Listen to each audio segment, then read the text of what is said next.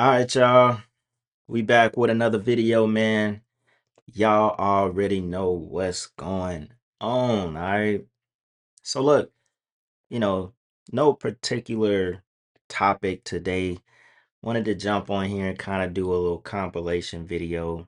Got a couple clips that I thought were interesting. Some that it mostly centers around spirituality, some of the usual stuff that we like to discuss on the channel. Now, on my clips channel, I put out a video yesterday with a clip from this guy right here. I don't know who he is.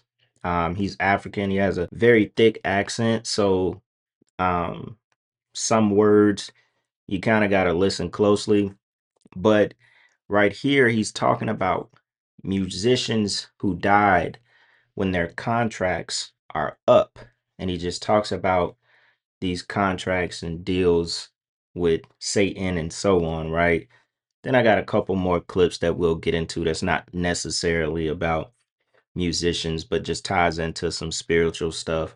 Lately, I just been feeling like, you know, talking about more of this side as well, and just putting out that content where, it's kind of like a reminder to continue to focus on ourselves and building ourselves up spiritually, preparing for that spiritual warfare that could happen at any time in our lives, no matter how good we think we may be doing, or anything. It's just always to have awareness and put out awareness. But first, let's get into this clip. It's about 3.5 minutes long.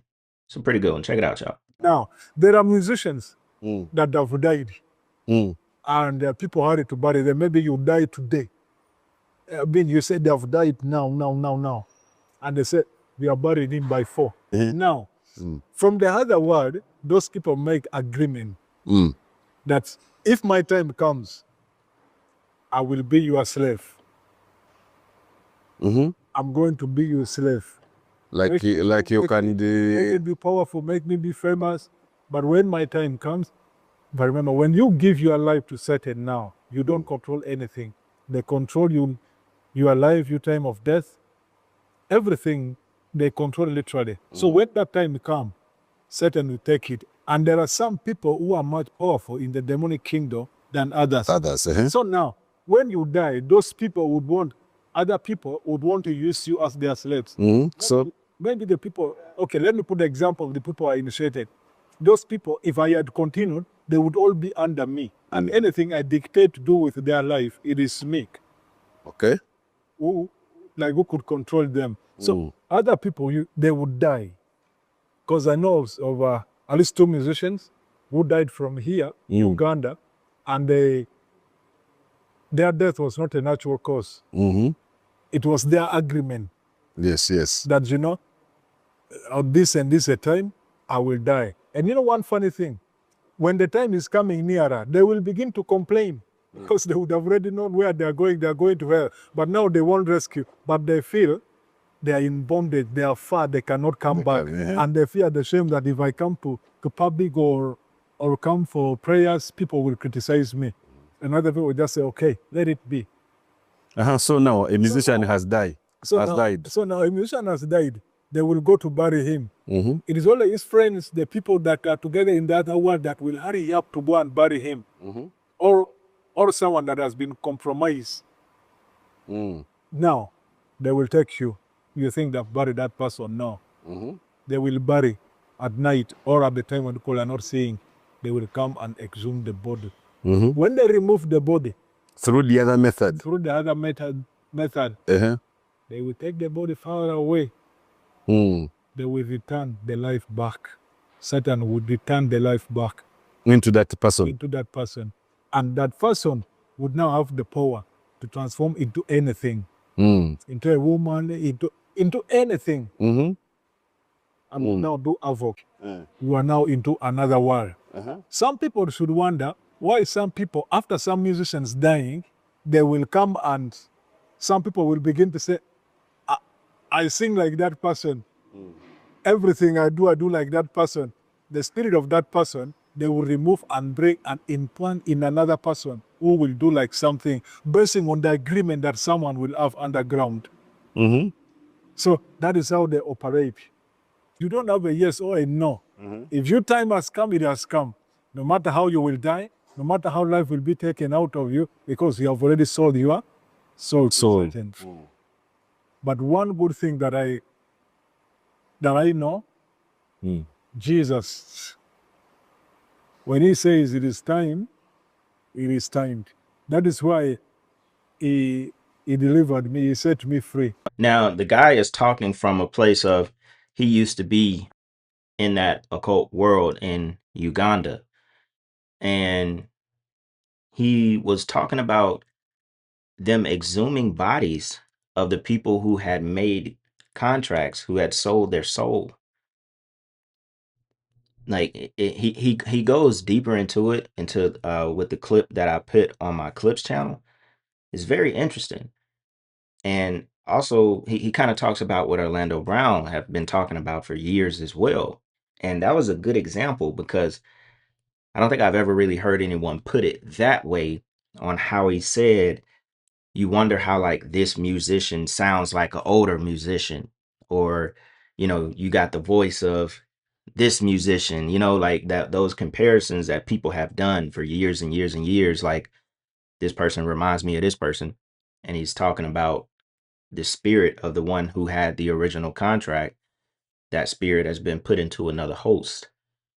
Now that's something we talk about a lot, but you know, it's different to hear it um from other, you know, cultures. And they're in Uganda, you know, they know a lot about this stuff just as well as anybody else, sometimes even more. It's a deeper world.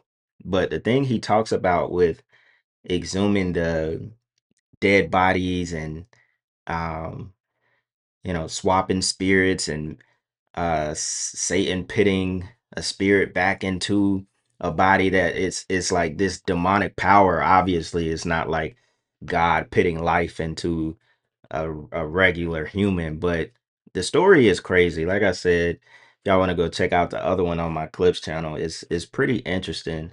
Some stuff I've never heard, you know, put in the way that he explained it.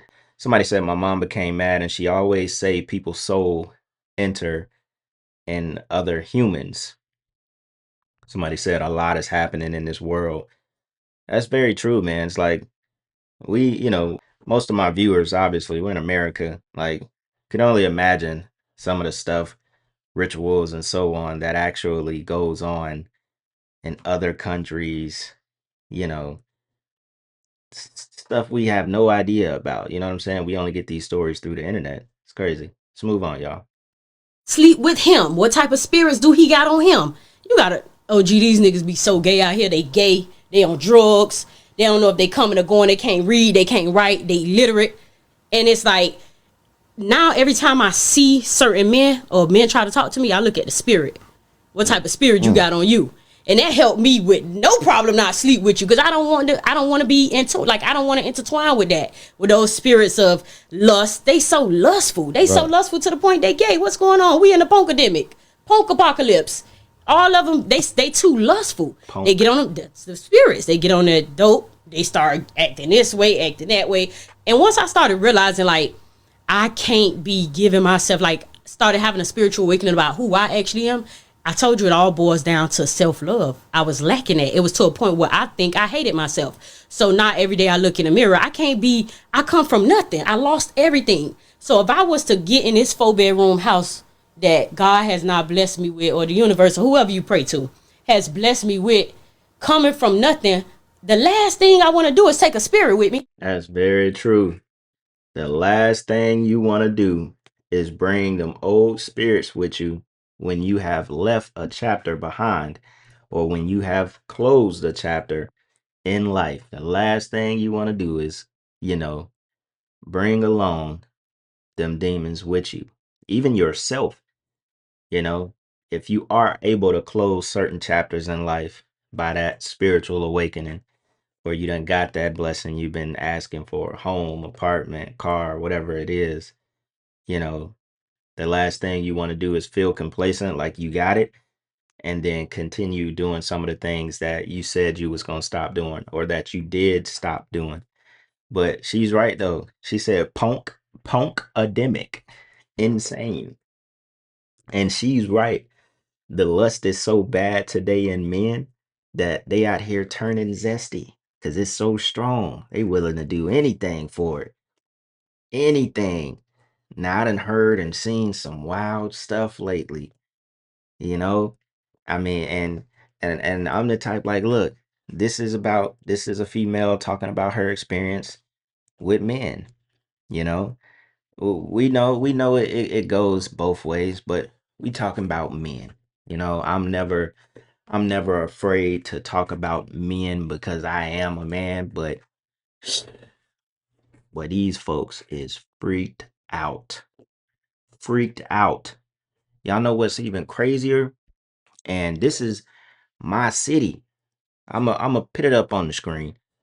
Um Atlanta was the number one. I don't even know how this became a stat. Atlanta was the number one city of OnlyFans buyers. I don't even know how they recorded that. Atlanta is the leading city in the country of people who buy OnlyFans. And you think it's just, just men buying women's OnlyFans? No, it's all over the place. And come on now. I'm just speaking about where I'm from. But that lust demon, that this punkademic is insane right now. She not lying. She not lying. And that shit leads, man, lust is crazy. Somebody said it's that deep. Nah, it really is though. Punk or what? Nah, that shit is crazy.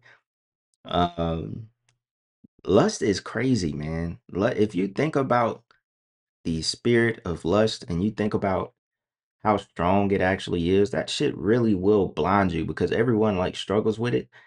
It will blind you. You will literally be blinded. End up in a situation that is life or death. I always say that. Lust won't just, have you out here just sleeping with anybody. Lust will put you in a situation where you can die. You can die.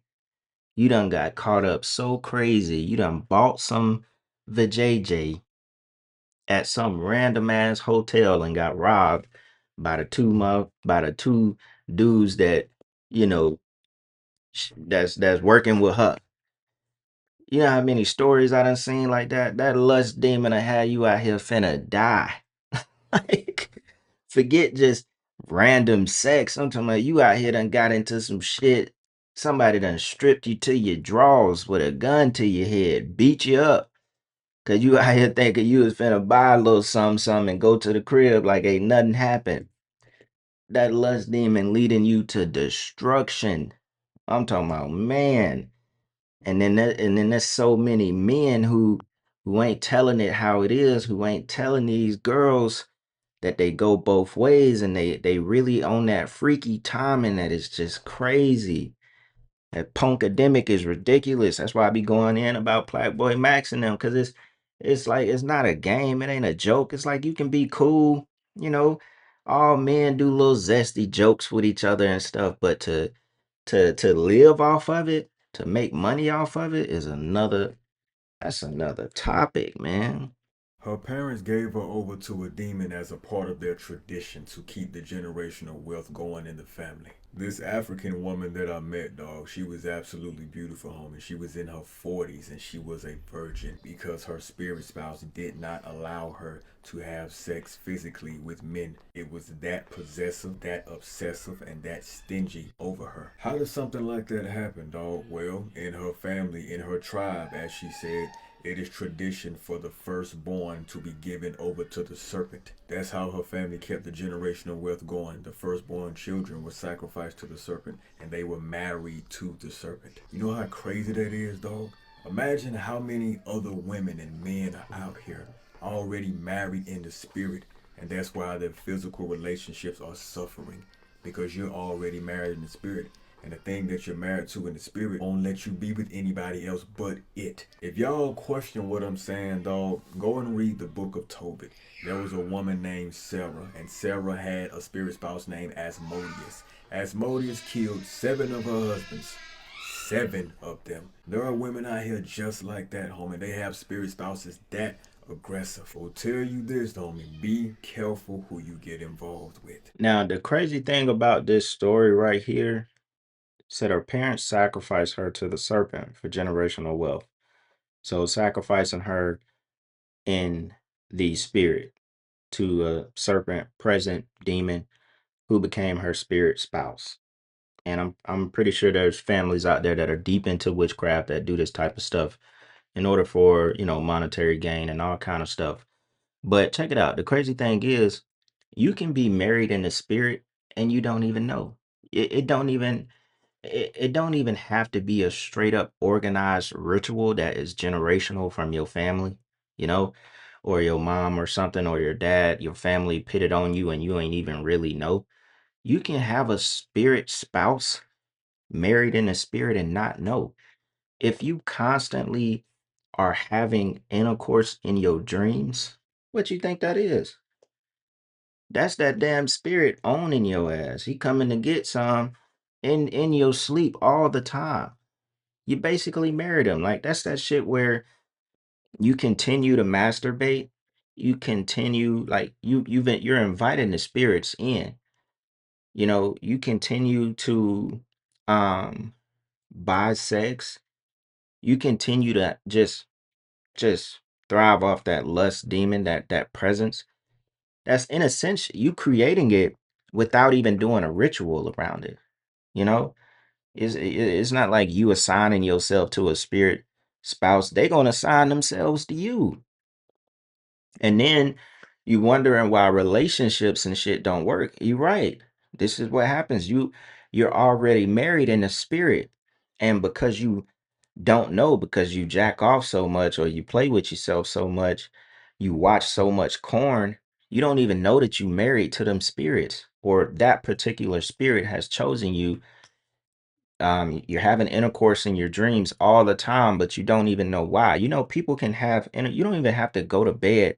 How I know this because it's happened to me before. You don't even have to go to bed on no horny shit. You probably ain't been horny for days. You might ain't even watch no corn, nothing. And one random night, you just having intercourse in your dream. You just like, where the hell that even come from? Bro, that's what it is. That spirit ain't let you go yet. He might ain't popped up in a few nights.